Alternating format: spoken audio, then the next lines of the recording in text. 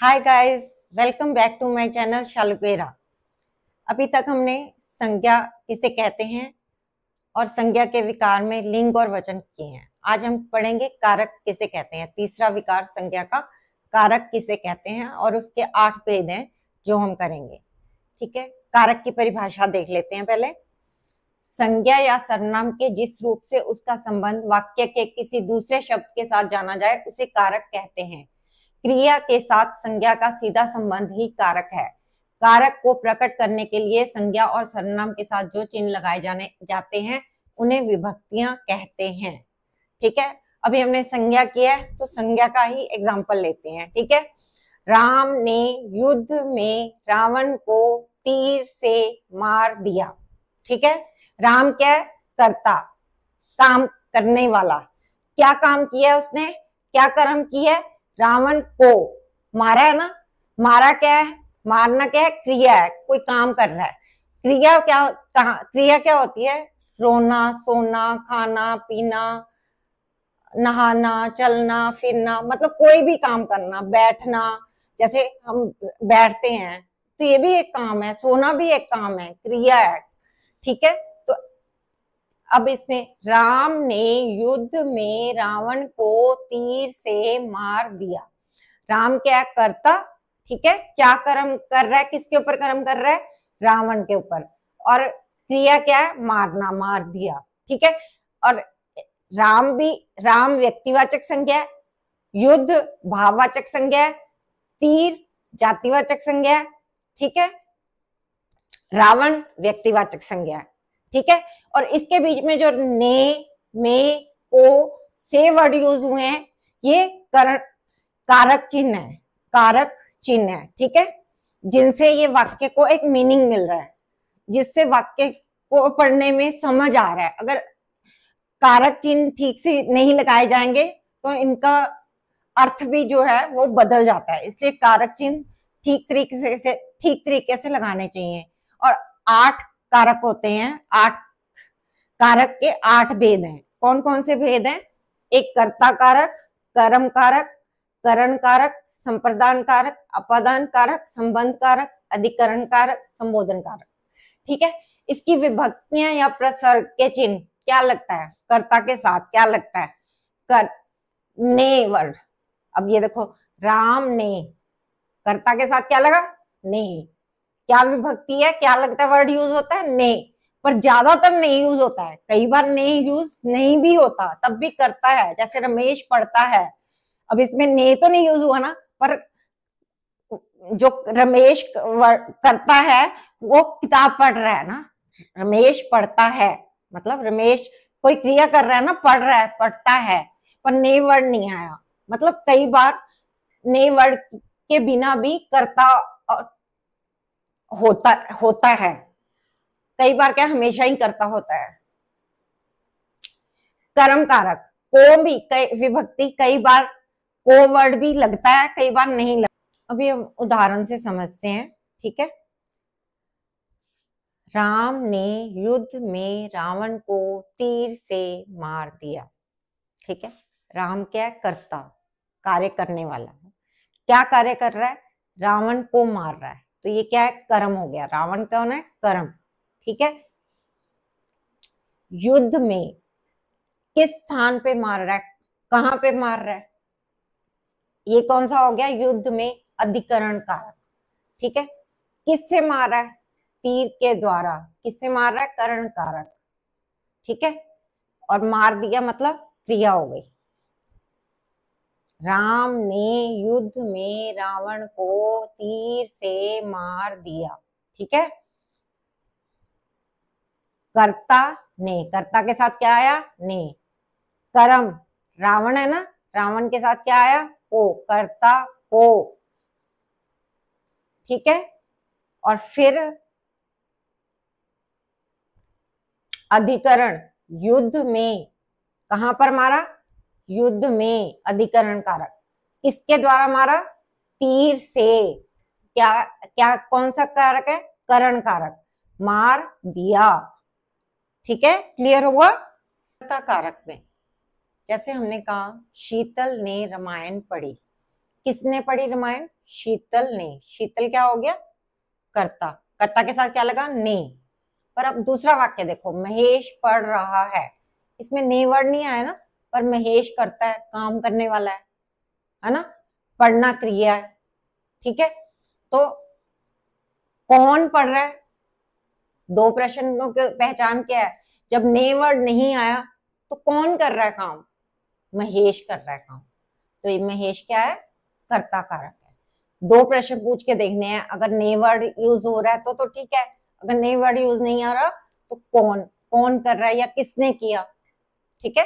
दूसरा कर्म कारक। वैसे तो कर्ता कारक में ने और को, कर्म कारक में को विभक्ति लगती है, पर कई बार इन दोनों में ये दोनों विभक्तियां नहीं लगती। ये प्रश्नों के उत्तर होते हैं, किसे क्या। अब कर्म कारक में किसे क्या, किसको कहां, ये प्रश्नों के उत्तर होंगे। अब हमने जो 8 कारक किए हैं उसको डिटेल में कर लेते हैं, ठीक है। कर्ता कारक। कर्ता कारक क्या है? कार्य करने वाला, ठीक है। संज्ञा या सर्वनाम के जिस रूप से क्रिया के करने वाले का बोध हो उसे कर्ता कारक कहते हैं। उदाहरण, रमा ने पुस्तक पढ़ी। रमा कौन है? काम करने वाला। ये क्या है? कर्ता कारक।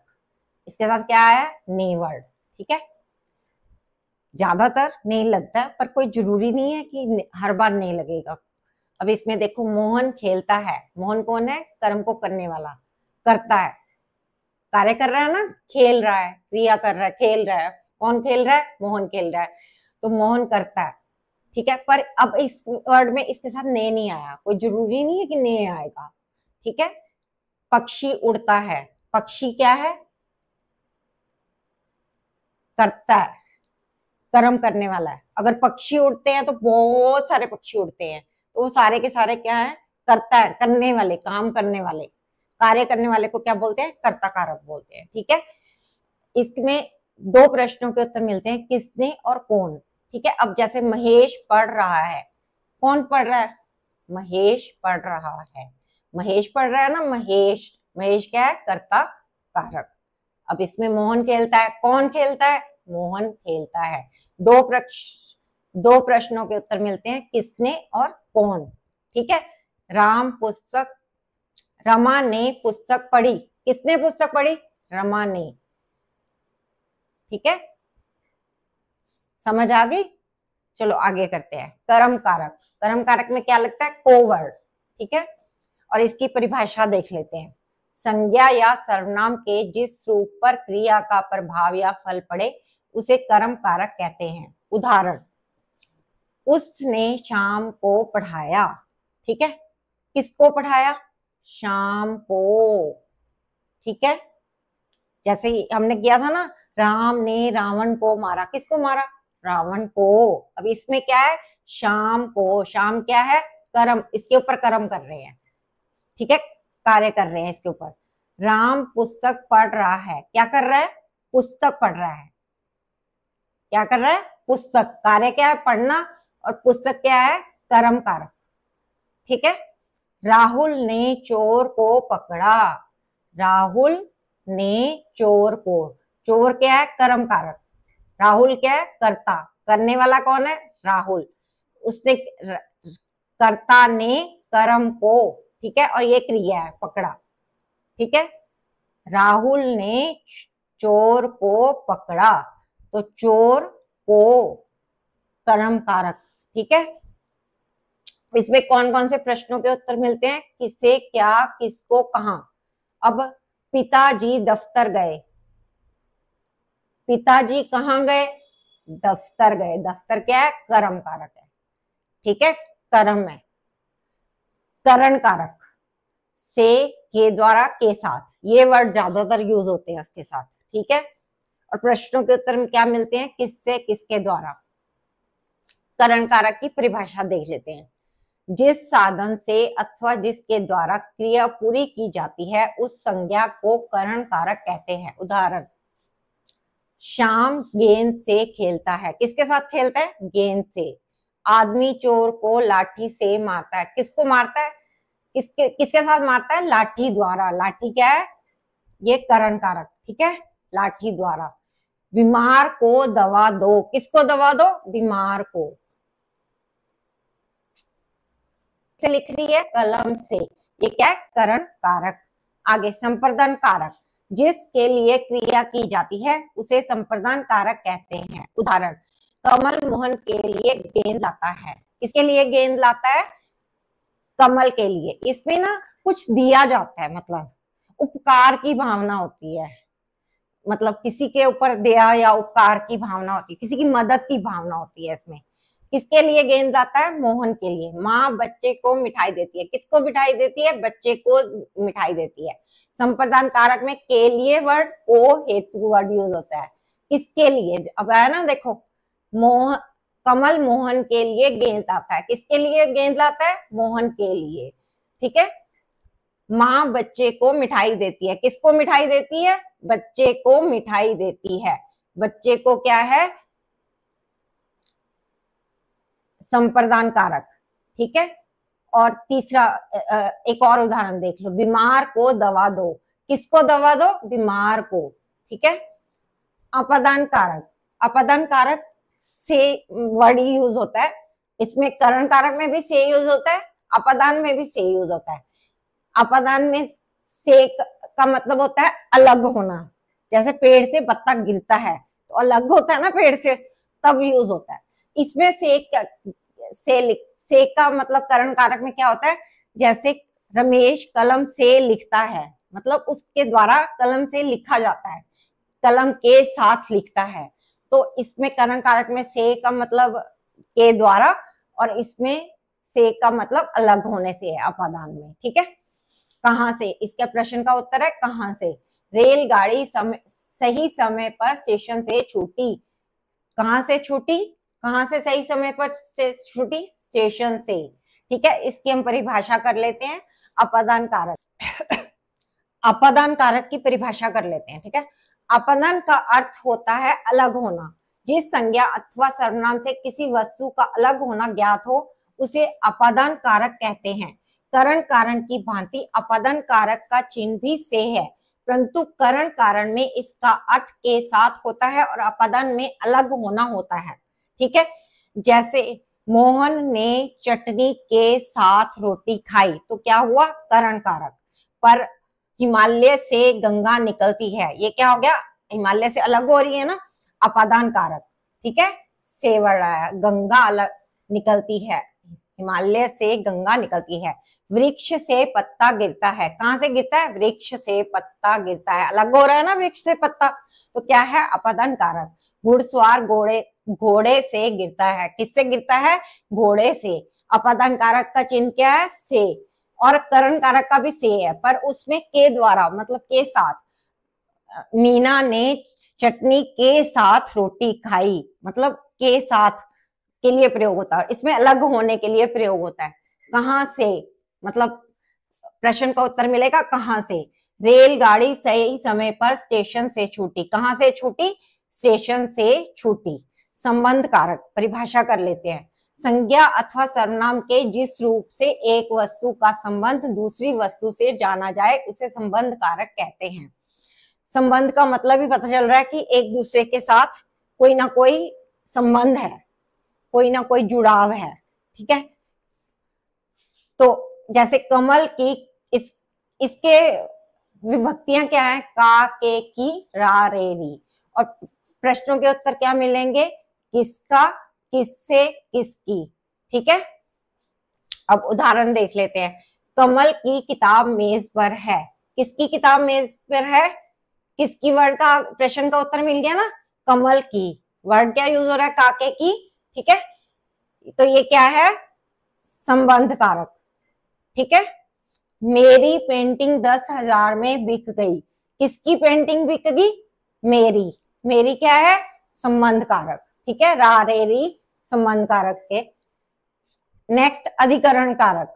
अधिकरण कारक की परिभाषा कर लेते हैं। संज्ञा के जिस रूप से क्रिया के आधार का बोध होता है उसे अधिकरण कारक कहते हैं। उदाहरण। ठीक है। इसमें वर्ड कौन से यूज होंगे अधिकरण कारक में? में और पर।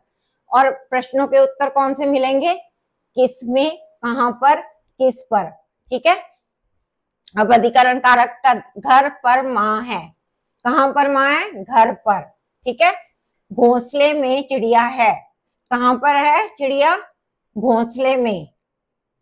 सड़क पर गाड़ी खड़ी है, कहां पर गाड़ी खड़ी है? सड़क पर गाड़ी खड़ी है। चूहे, कमरे में चूहा है, किसमें चूहा है? कमरे में चूहा है। मेज पर पानी का जग रखा है, किस पर जग रखा है? मेज पर। किस पर रखा है? मेज पर।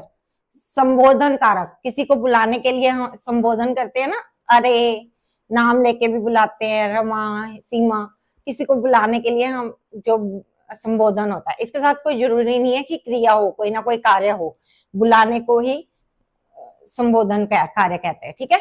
संज्ञा के जिस रूप से किसी को पुकारने या सावधान करने का बोध हो उसे संबोधन कारक कहते हैं। इसका संबंध ना क्रिया से और ना किसी दूसरे शब्द से होता है, यह वाक्य से अलग रहता है, इसका कोई कारक चिन्ह भी नहीं है। उदाहरण, खबरदार, किसी को एकदम सावधान किया, खबरदार, तो ये क्या है? संबोधन कारक।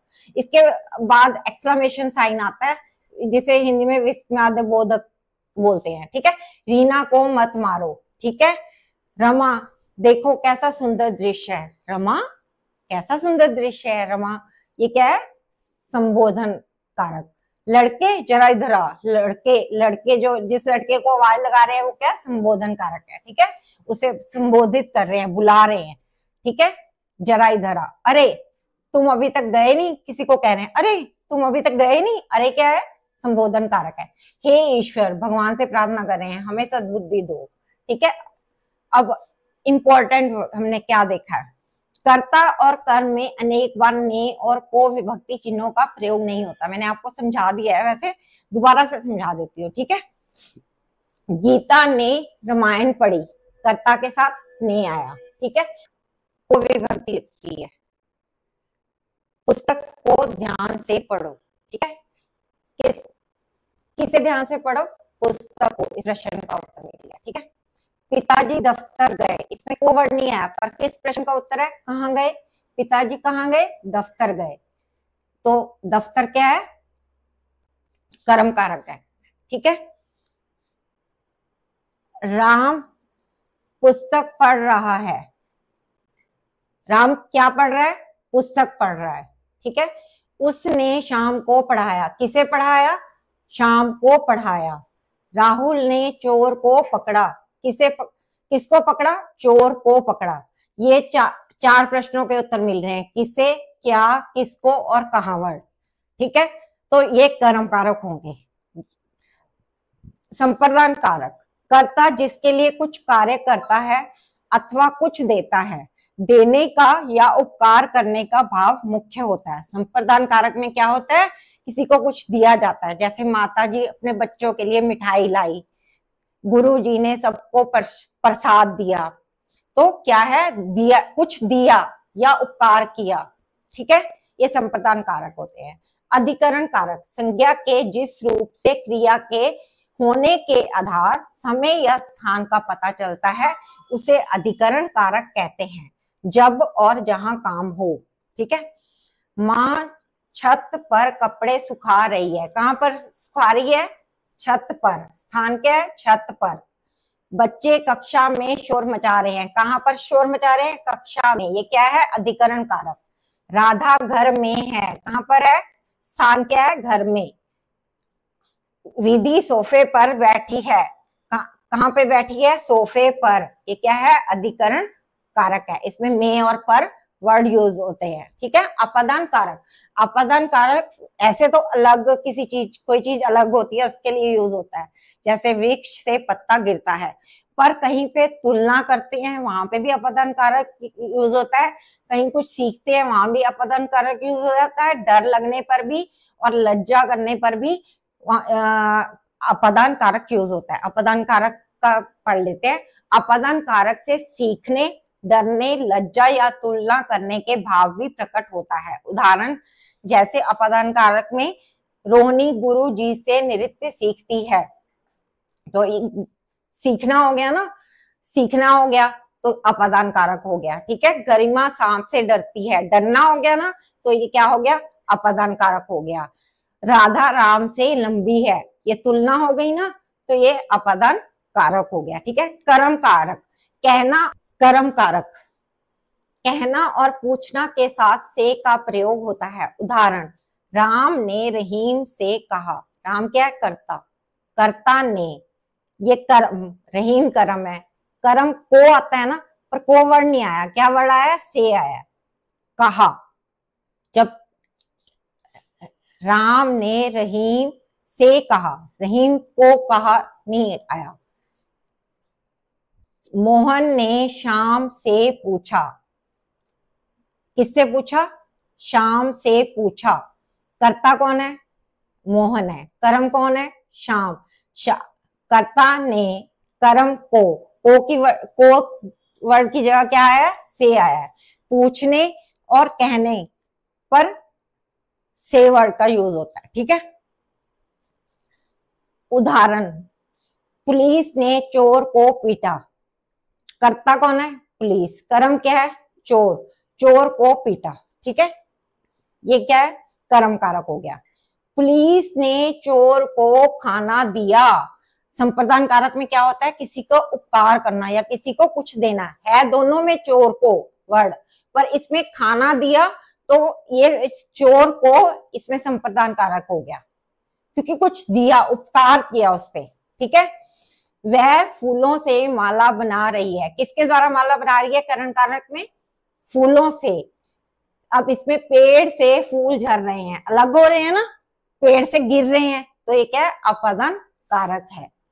कभी कभी वाक्य में दो कर्म एक साथ भी आते हैं, जैसे उदाहरण के लिए, अध्यापिका ने छात्रों को व्याकरण पढ़ाया। अध्यापिका कौन है? कर्ता, कर्म करने वाली। किसके ऊपर कर्म किया? छात्रों पर। छात्रों को व्याकरण, व्याकरण भी कर्म है, पढ़ाना क्या है? क्रिया है। ठीक है, अध्यापिका ने छात्रों को व्याकरण पढ़ाया। ठीक है, ठीक है, तो अब हमारी संख्या कंप्लीट हो गई है। अगर आपको वीडियोस अच्छी लगी हो तो लाइक और सब्सक्राइब करो, अगर अच्छी लगी हो तो अपने दोस्तों के साथ शेयर भी करो। Thanks for watching.